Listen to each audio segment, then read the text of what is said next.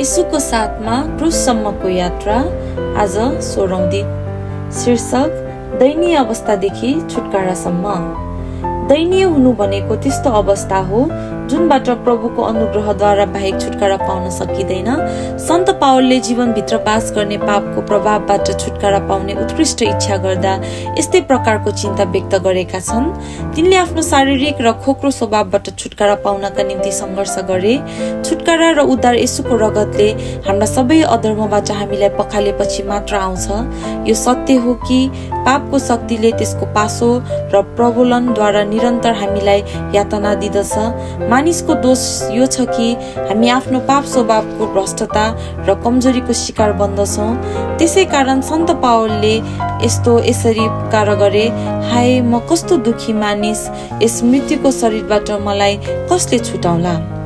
यहाँ मानव जातिको दुखी अवस्थाको वास्तविक तस्बिर पाइन्छ।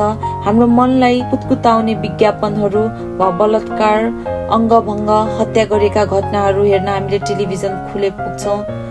समाचार पत्रहरू अनि यातना, अनैतिकता र काम वासनाका कुराहरूले भरिएका हुन्छन्। एक पछि अर्को पृष्ठमा मानिसको दुष्टताको प्रतिनिधित्व गरिएको पाइन्छ। के यस्ता रोगहरूका निम्ति कुनै समाधान छैन? के यसबाट उम्कने कुनै उपाय छैन? के हामी कुनै छुटकाराको आशा गर्न सक्दैनौँ?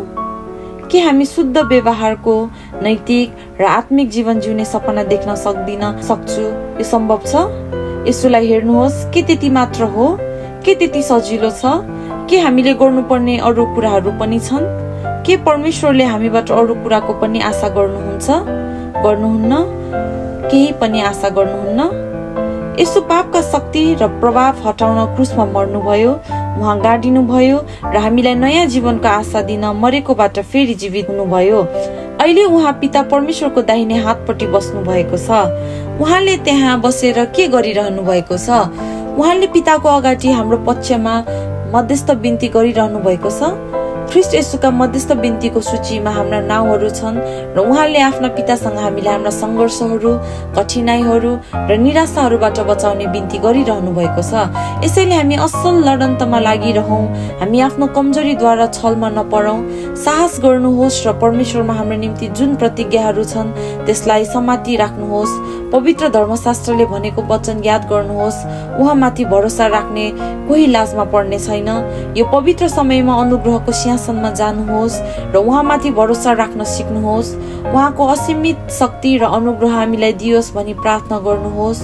उहाँले तपाईलाई धार्मिकताको वस्त्र पहिराइदिउन् भनी बिन्ती गर्नुहोस् अनि उहाँ हाम्रो धार्मिकता, हाम्रो उद्धार र हाम्रा सबै कुरा हुनुहुन्छ भनी विश्वास गर्नुहोस्। हामी मनन गरौँ, दयनीय हुनु भनेको के हो र यो अनुभव मेरो दैनिक जीवनमा कसरी फैलिन्छ? म ख्रीष्टमा को हुँ र मेरो उद्धारकर्ताको साथमा म कहाँ खडा छु? शैतानले मलाई मेरा पापहरू स्मरण गराउँदा मैले के गर्नुपर्छ? हामी धार्मिक जीवन जिउने साहस कसरी पाउन सक्छौँ? हामी मनन गरौँ।